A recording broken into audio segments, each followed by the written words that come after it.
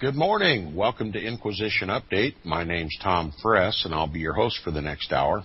You're listening to FirstAmendmentRadio.com. Thanks for tuning in this morning. I want to ask to my listeners a question. Can Catholics be trusted to serve in our government? Might seem a strange question in a land where religious liberty is honored and respected and protected by the Constitution of the United States. But taking into consideration that a true Roman Catholic's first and only allegiance is to the Pope, and that his oath of allegiance to the United States of America is null and void when and if at such time the Pope declares that the government of the United States is heretical, can a Roman Catholic be trusted? Is his oath of allegiance to the United States and his intent to preserve, protect, and defend the Constitution of the United States, is that oath valid if he's a true Roman Catholic?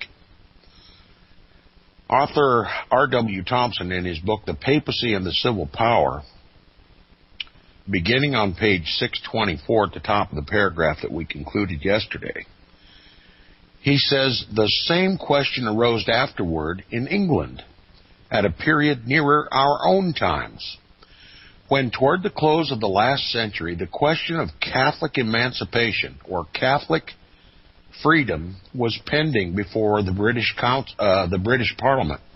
It was doubted by many whether it would be safe to confer full political privileges upon Roman Catholics because of the doctrines of the papacy in regard to their allegiance. Strong efforts were made to remove this doubt, and as the most efficient means of doing so, the opinions of learned divines and foreign universities were solicited directly upon the question of the power of the Pope to depose monarchs and to release their subjects from allegiance, and the obligation of papists to keep faith with heretics, or rather, to not keep faith with heretics. Remember, the Third Lateran Council made it obligatory that Roman Catholics not keep faith with Protestants or heretics, anyone who differs from the Roman Catholic faith. Now, it says 3 questions embracing these points were sent to the universities of Louvain, Douai, and Paris in France, and Alcalá, Valladolid, and Salamanca in Spain. The answers were all condemnatory of the doctrine of papal infallibility.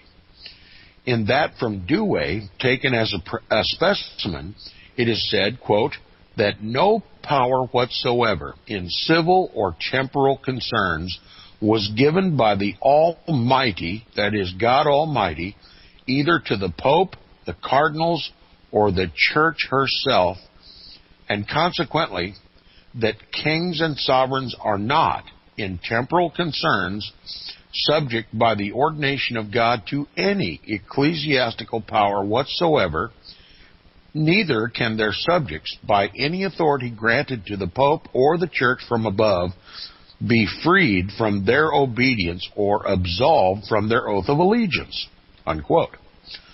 So, the Pope loses in all counts, okay? And, of course, if the Roman Catholics in England believed this, then there would be no bar, no natural barrier from them to take legitimate roles in the English Parliament, okay? And it says, and they declared that they were bound to keep all oaths, whether pledged to Catholic, heretic, or infidel. Okay? Roman Catholics, according to these experts in France and Spain, all agree that their oaths are to be kept. Catholics are to keep their oaths.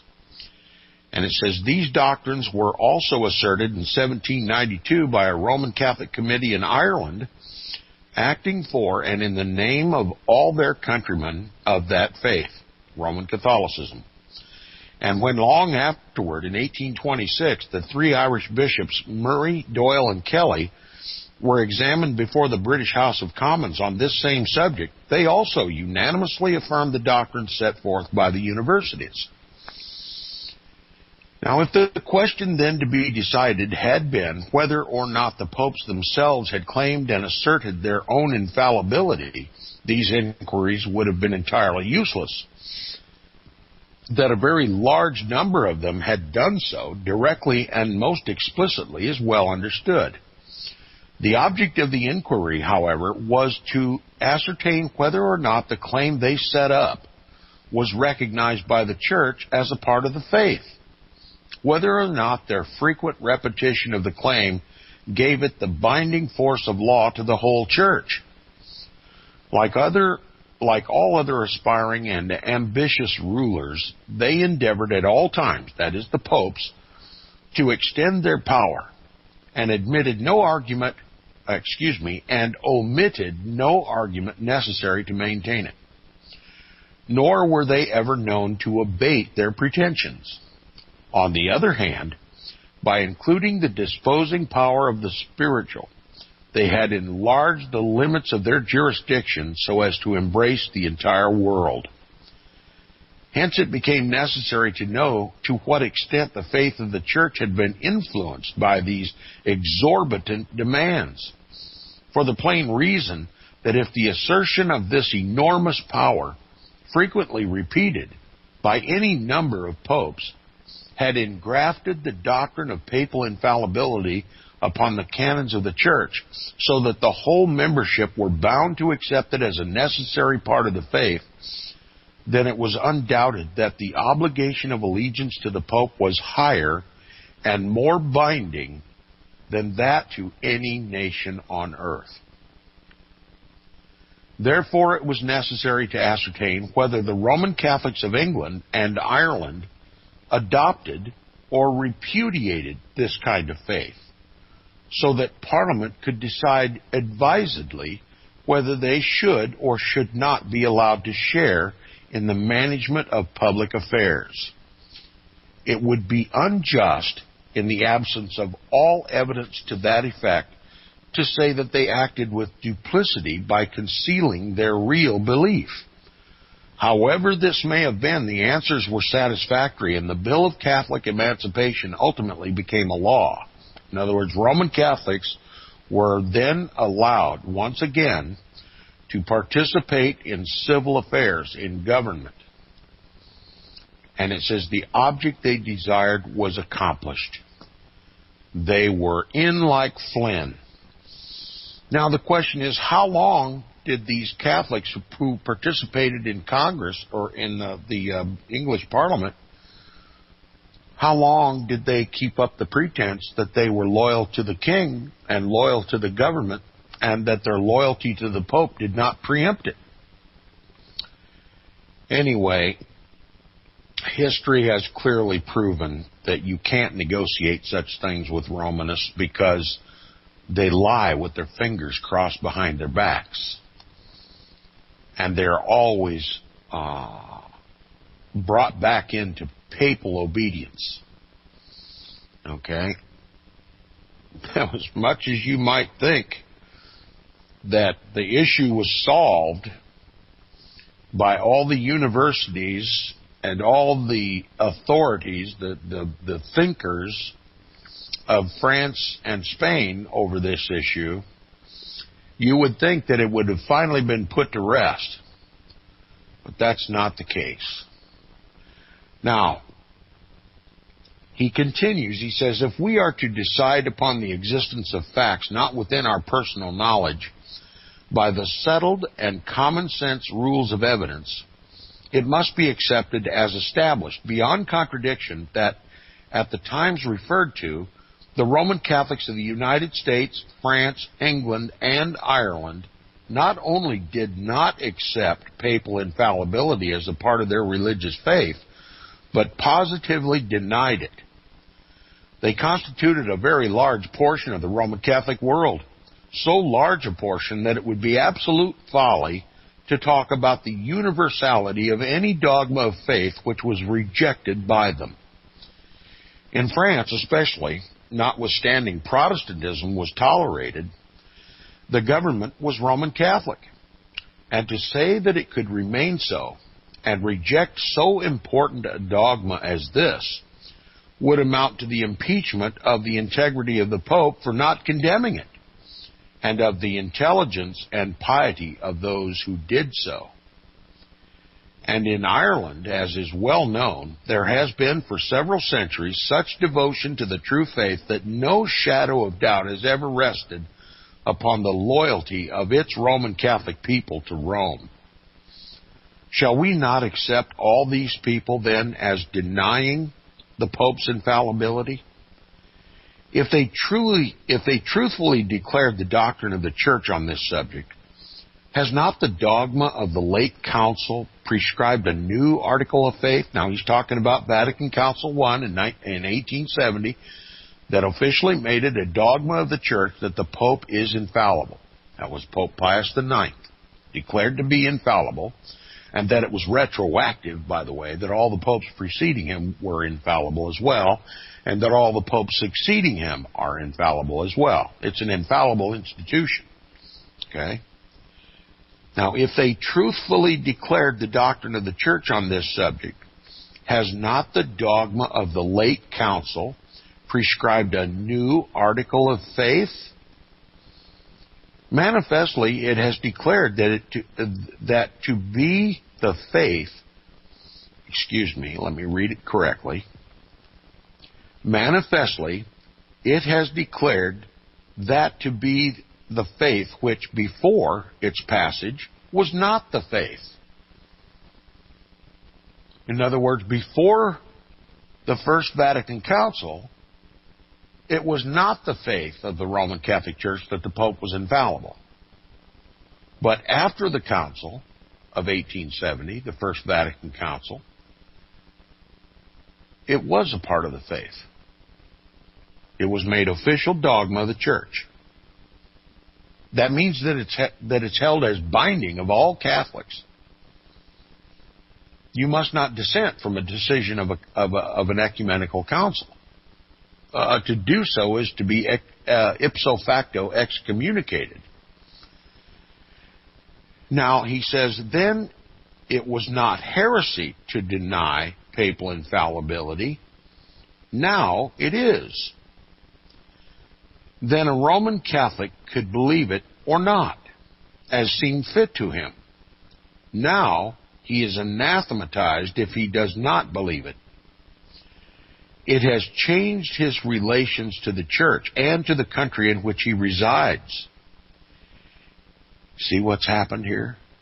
If it was ever accepted as truth in England that a Roman Catholic could be safely trusted and entrusted with offices in government in a Protestant nation being secured that Roman Catholic did not hold his first and foremost allegiance to the Pope of Rome, what happened to that allegiance after 1870, when the Pope was declared infallible? Does not that now change the Roman Catholic faith? Does that not now bind every Roman Catholic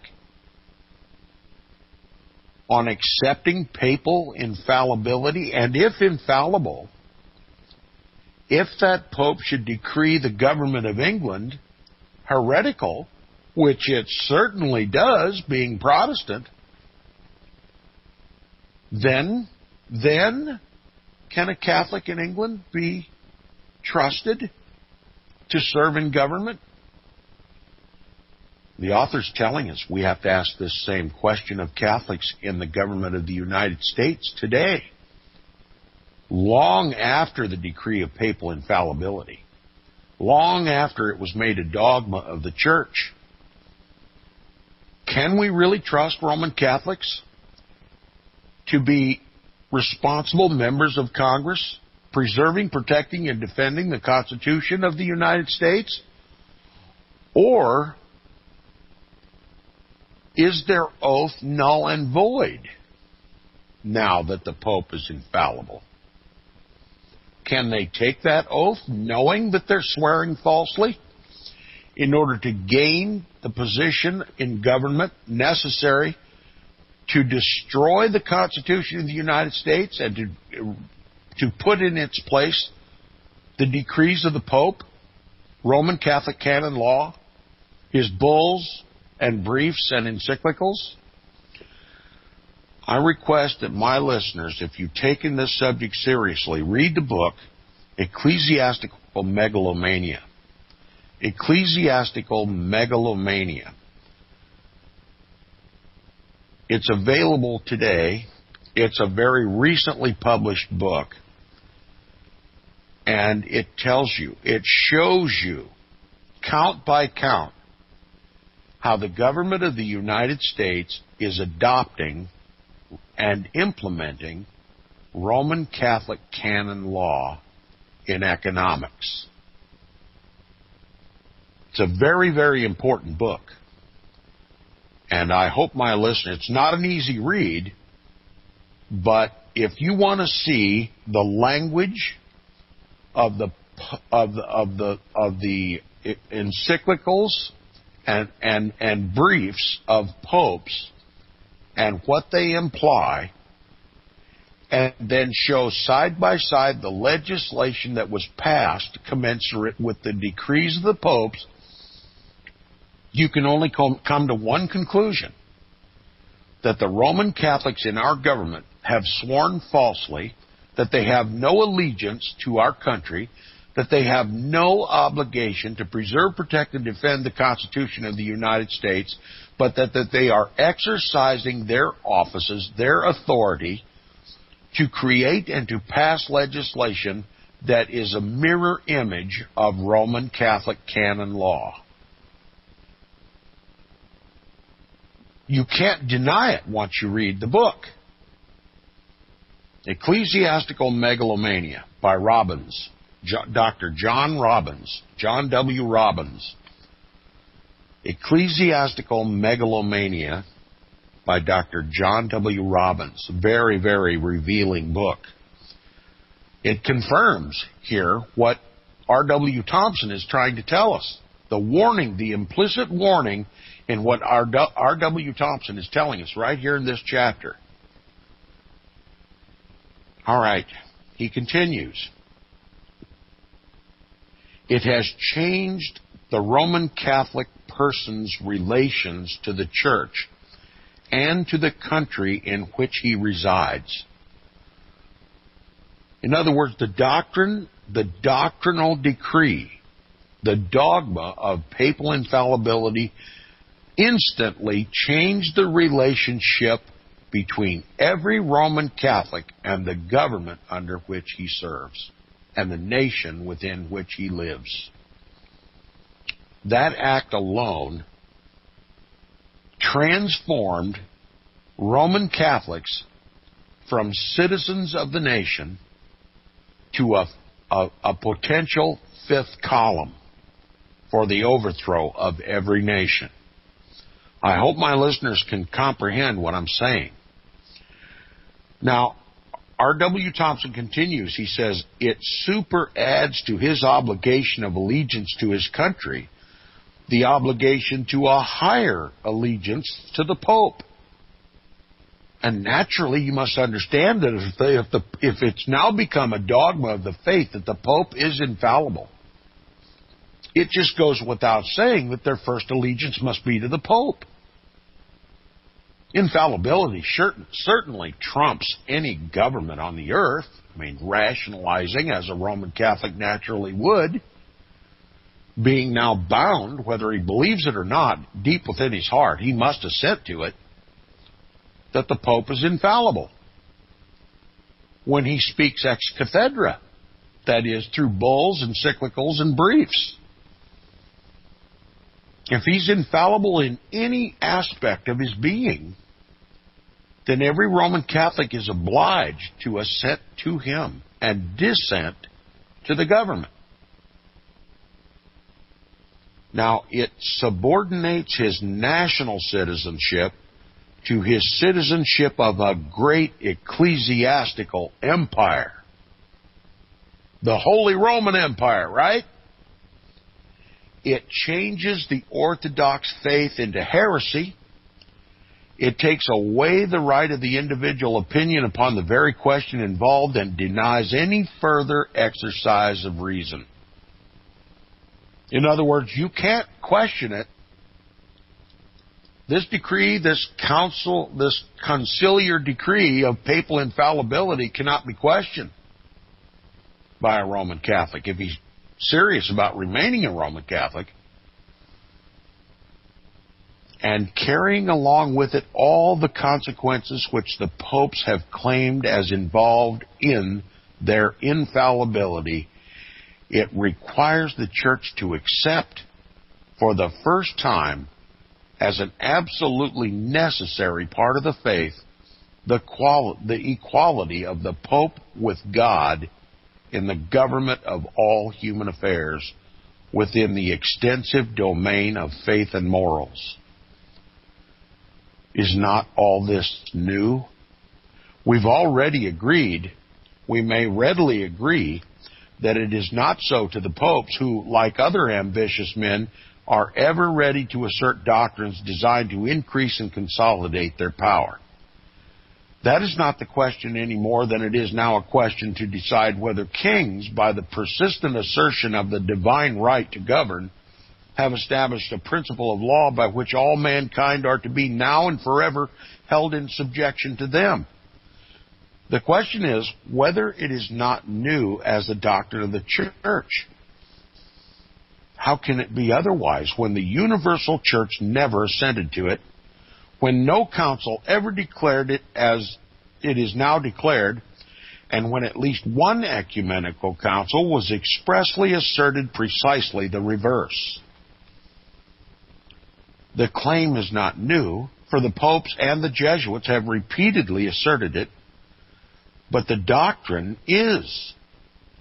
And it is only as doctrine that it becomes a part of the faith of the Roman Catholic Church. If then it is faith for the first time, it is new faith, necessarily. But is it faith for the first time? The Catechism of the Church answers this. The Catechism of the Roman Catholic Church answers this question. Previous to the late Lateran Council of 1870, Pope Pius IX, the declaration of papal infallibility, previous to that council, there was an authorized version of the Roman Catholic Catechism circulated in England, which had the sanction of the highest authorities of the Roman Catholic Church, including Dr. Manning, the great Archbishop of Westminster, wherein the following question and answer are found. Listen to this. Question. Are not Catholics bound to believe the Pope in himself to be infallible? Answer. This is a Protestant invention and is no article of the Catholic faith. So we see, even in the Roman Catholic Catechism, that at one time at least, it was not an article of the Roman Catholic faith to believe that the Pope was infallible. Now it is.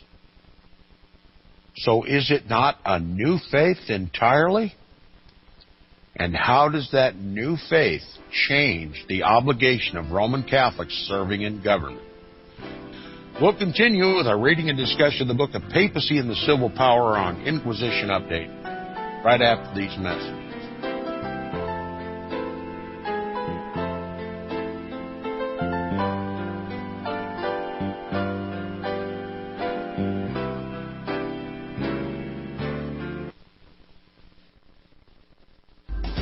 Years ahead of the dominant media, FirstAmendmentRadio.com and FirstAmendmentRadio.net.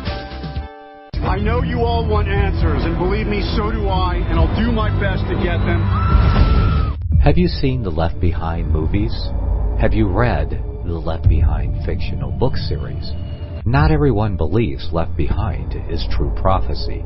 Some may even regard as conspiratorial the mainstream re-release of the Left Behind movie with actor Nicolas Cage portraying the main character as an attempt to further reinforce in the minds of all this perception of false prophecy in order to condition the masses for the play about to begin, because they see the world stage shaping to fulfill what they have been led to believe is sound biblical interpretation, a Left Behind rapture scenario.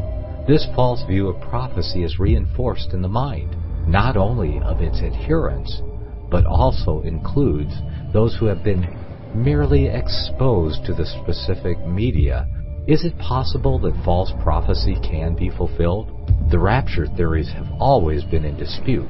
Pre-trib, mid-trib, and post-trib disputes have risen up in exclusively evangelical circles of recent history, so that when true believers don't suddenly disappear, this element will easily go by the wayside when all see a new Jewish temple begin to be built. Will this be part of the great delusion that will come upon the whole earth? It seems that this great prophetic delusion has already overcome practically the entire American evangelical and Christian world. Get the book, The Rapture Will Be Canceled. To learn more, visit crosstheborder.org. That's CROSS, crosstheborder.org. The book of Revelation says, the spirit of prophecy is the testimony of Jesus Christ. This is at the very heart of FirstAmendmentRadio.com. In that spirit, we have created the Prophecy Reality News app for all of your mobile devices, streaming First Amendment Radio 24 hours a day, 7 days a week. Available for your Apple, Android device, and smartphone, absolutely free. Get the Prophecy Reality News app installed today, so you can listen to First Amendment Radio wherever you are. The Prophecy Reality News app. Get it now.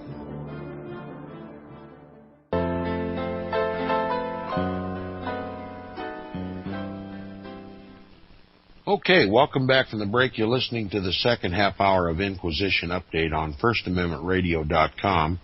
Inquisition Update is brought to you by First Amendment Radio, so if you love Inquisition Update, please support First Amendment Radio with your prayers first and foremost. This is a ministry under attack, and the attacks never cease. The truth is the worst enemy of the papacy, and the papacy, as demonstrated through history, has exerted all kinds of energies to silence the truth, even to the point of burning Bibles and burning Bible believers at the stake. And they would do anything they could to stop this ministry. And they have tried repeatedly, both at First Amendment Radio and at Inquisition Update. And that threat never ceases. And we always beseech our listeners, if they believe in the truth, that they pray for God's protection and provision for this ministry. And we do, and we always will. And if you can spare a dime, help us pay the cost of running this ministry at First Amendment Radio. So help us out if you can, prayerfully and sacrificially. Even if you can't deduct it from your taxes, please help us keep the truth on the air.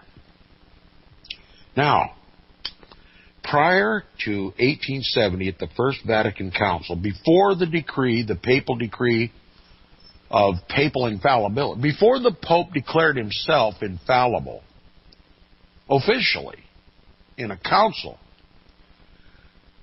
it was believed by some and disbelieved by others. It was obeyed by some and disobeyed by others. It was a matter of great controversy. It was a war that was constantly waged between popes and councils, between popes and kings. But the Jesuits had to once and for all settle the issue. And that's what they did in 1870. Now you could no longer argue with the dogma of papal infallibility. All of a sudden, it was official. The Pope is, as it were, God on earth. In 1870. Became an official dogma of the faith. You can't be Catholic if you don't believe in the infallibility of the Pope. So you have to ask yourself the logical question. How does this new dogma change the relationship between Roman Catholics and the governments and the nations under which they live? If there was ever a question as to loyalty or primacy or supremacy of their loyalty, whether it be to the state or whether it be to the Pope, there's no question about it now. They must surrender their loyalty, their allegiance to the Pope. And if and when the Pope should see fit to declare a government heretical, as he has done all republics on the earth, including and especially this Protestant constitutional republic, can Catholics be trusted to serve in government? Can they be trusted to preserve, protect, and defend the Constitution of the United States? Or would you just assume, as one might rightly assume, that their first allegiance now is to the Pope, and if he says you make Roman Catholic canon law of the land, and you overturn that Constitution, then don't we have every right, in spite of the constitutional guarantee of religious liberty, don't we have the logical right to question the loyalty now of Catholics in government? England had to deal with this question, and they did. And it took a whole lot of convincing to make those Brits acquiesce to allowing Catholics to serve in the government. It took all the universities of France and Spain and the governments of those nations to say, no, the Pope doesn't have any authority over the king. He can't depose kings of their kingdoms. He can't cause a rebellion between the people and the kings to overthrow governments. He can't call crusades. And England, ill-advisedly, allowed Catholics back in the government. And we've never asked the question, can Catholics be trusted in government? Or at least if we ever did, it was back in the colonial period where it was originally decided, no Catholics in the government. History's proven they can't be trusted. Their first allegiance is to God, and their God is the Pope.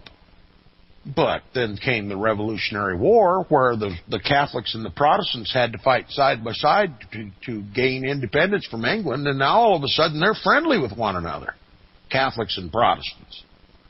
So we've grown up friendly since the Revolutionary War. But what happened in 1870 to the Catholics that we were once friendly with, that we bled with, side by side during the Revolutionary War, and for that matter, the Civil War? What has happened to our relationship with Catholics since the dogma of papal infallibility was officially decreed at Vatican Council I in 1870? Has the relationship changed? All you have to do is read the book Ecclesiastical Megalomania by Dr. John W. Robbins. Ecclesiastical Megalomania by Dr. John W. Robbins, and you will see beyond any shadow of doubt that the legislation passed by Roman Catholics in our government today are Roman Catholic canon law. They run directly, diametrically opposed to the Constitution of the United States and the Bill of Rights. They're overthrowing the government. They're doing it right in front of our faces. And they make no apology, and they certainly don't admit that they're serving the Pope instead of preserving, protecting, and defending the Constitution, which they swore to do.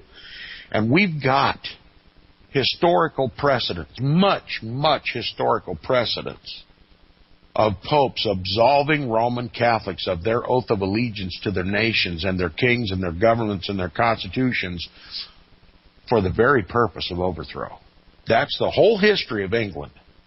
That literally defines the history of England. And we were all duped to believe that, oh, that was just ancient history. Hell, it ain't that way anymore.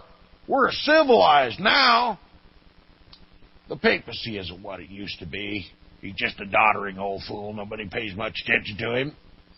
Trust me, when you read the book Ecclesiastical Megalomania by Dr. John W. Robbins, you come to a completely different conclusion, and it's in black and white. It's in your face.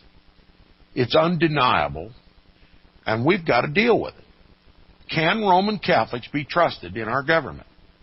If they can't, I assert that all the laws of this country need to be reviewed item by item, and every item in the laws passed in this country ever since 1870 and before that is consistent with Roman Catholic canon law should have a black line written right through it.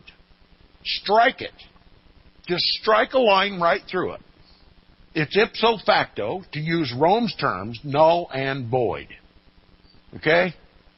Let's try a little bit of Pope speak on the Pope himself. Just veto the thing. By unanimous consent. Whack. Just strike a line through it. And we'll just point the finger at every Roman Catholic in this country. If you insist on staying a Roman Catholic, you keep it to yourself and not in our government. We're going to learn the lesson from history. We're going to learn the lesson from England. You can't trust Rome, and you can't trust Roman Catholics in government. And they ought to all be impeached. And many of them should be tried for treason and dealt with accordingly. But is that what's going to happen in this country? My assertion is, at least from my own experience, what I see with my eyes is, nobody's going to rise up against this Roman horde. We want to ecumenically reunite with the Roman Catholic Church. We want to consolidate all the power of quote-unquote Christianity into the Roman Catholic Church. That the Roman Catholic Church is going to speak for Christianity. And that we must do so in order to stave off this so-called threat of Islam, Islamic terror. We have to protect the world from Sharia law, never comprehending the danger of coming under Roman Catholic canon law, which when compared to Sharia law, well, look, there's been no time in history where blood was ever more shed than when Roman Catholic canon law was the law of the land. Now, make what you will of Sharia law, but you got to conclude it doesn't hold a candle to Roman Catholic canon law when it comes to killing. Doesn't hold a candle. R.W. Thompson asked a very, very legitimate question. He asked it back in 1876. Of course, nobody wants to answer that question because you'd be accused of anti-Catholic bigotry. Well, I'm not so politically correct anymore that I would fear being accused of being an anti-Roman Catholic bigot. But you know what? I'm not anti-Catholic. I'm anti-Catholicism. I've heeded the warnings of R.W. Thompson and so many of the other authors that we've read here on Inquisition Update. Recognizing that I, at one time in my life, was just as deceived as everyone else. Believing that the Antichrist wouldn't come until the last 7 years of history and that it wouldn't matter anyway because I was going to be raptured out of here. I was deceived. Now I'm not deceived. At least not on this count. That the Antichrist has been in the world for at least 1,500 years and is in the world today and will continue in the world until Christ comes and destroys it. That's the papacy and the governments of the world that he controls. that Roman Catholics, I understand that Roman Catholics were the first Protestant reformers. It was Roman Catholics who, having once read the Scriptures for themselves in a language that they could understand, recognized, admitted that it was their church described in the Bible as that whore that rode the scarlet-colored beast of Revelation chapter 17. It was Roman Catholics who saw the light and let their feet do the talking. And they walked out of the Roman Catholic Church. And they staked their claim on Christ and the Scriptures. And they brought liberty to all of Europe. Might they do it again here in Protestant America? They want to classify me as an anti-Roman Catholic bigot. You don't want to know the truth? My hope lies in the Roman Catholics of this country to do again what they did before at the Protestant Reformation. So if my hope lies in Roman Catholics to read the Scriptures, believe what the Scriptures say, and deny what the Roman Catholic Church tradition teaches, that they are the only hope for America to overthrow the power of the Pope in our government today. It has to be an uprising among Roman Catholics. And why do I hold hope in the Catholics? Because the Protestants show no... I'm telling you, the effort that I've expended on amateur radio and on Inquisition Update in the last 10 years would exhaust you just to read it. Day and night, day and night. Many nights I don't even sleep. Studying the history of the Roman Catholic Church and what influence it has in our government today. The effort that I've expended on Inquisition Update and on amateur radio to educate people about this stuff is just, well, I can't believe it myself. But Protestants don't want to hear it. They spend all their time, whether they call themselves Protestants or not, certainly not Catholics. The Protestants, I'll just use the term Protestants since they're not Roman Catholics. I've called them before ecumenical evangelibellies. That sticks. Okay, that's not just a pejorative. They're drunk with the wine of Vatican Council II. They are ecumenical evangelibellies. They're maniacs. They want to go back to the Roman Catholic Church. They want Christianity to be united when Christ simply said plainly that He came not to unite but to divide.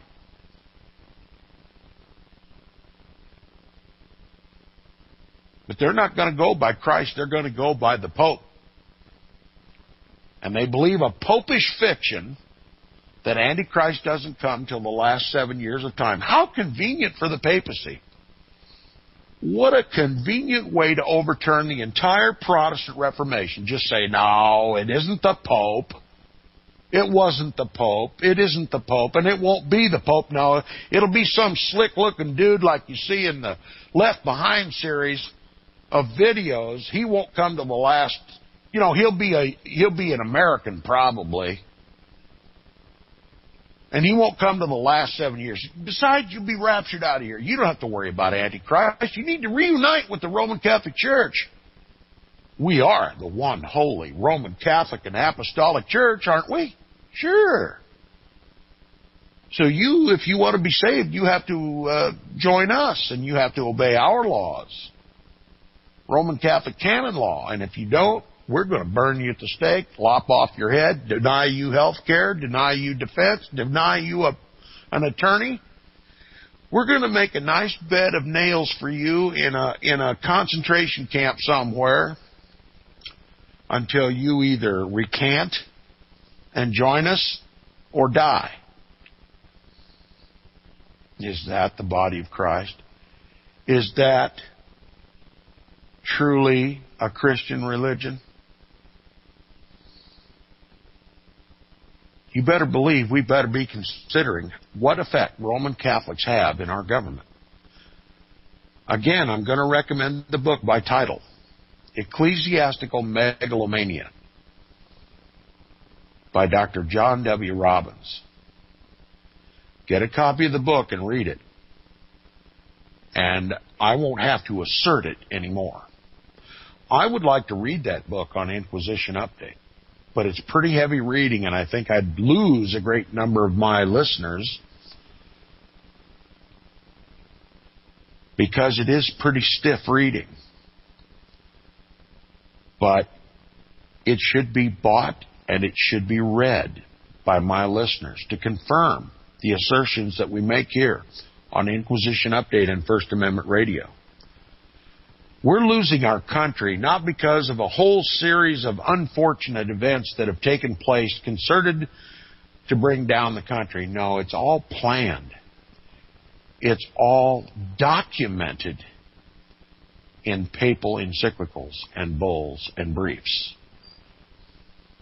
The Pope is the one bringing down this country, turning the country into chaos, making the country ungovernable so that out of the chaos can come a new order, a new world order of the Pope.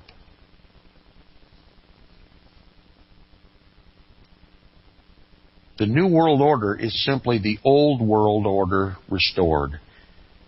And I want my listeners to know that that New World Order could not take place. The old world order could not be restored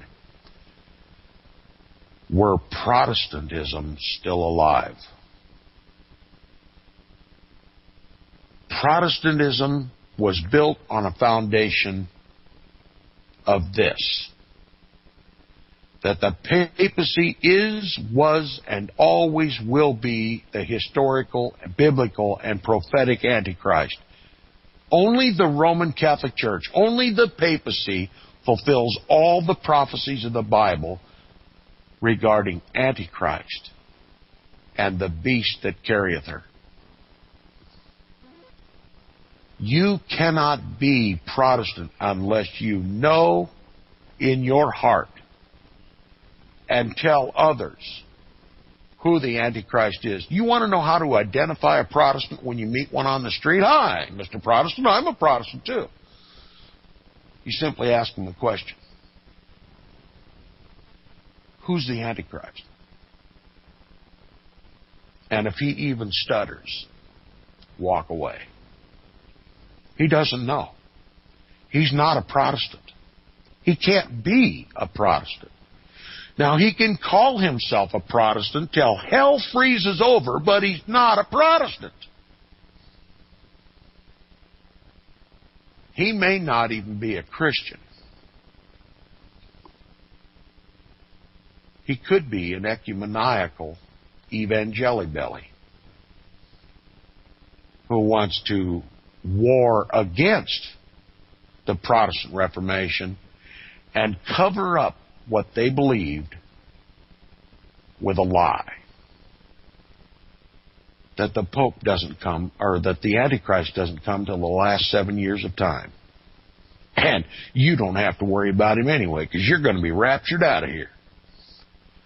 You talk about pie in the sky, straight from Jesuitism, straight from Francisco Ribera and Alcazar, and all the other Jesuit manipulations of Scripture to defeat Protestantism.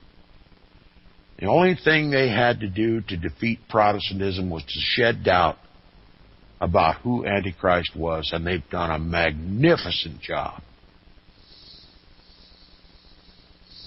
A magnificent job. Such a magnificent job that even common sense and the Scriptures isn't enough to overturn the lie.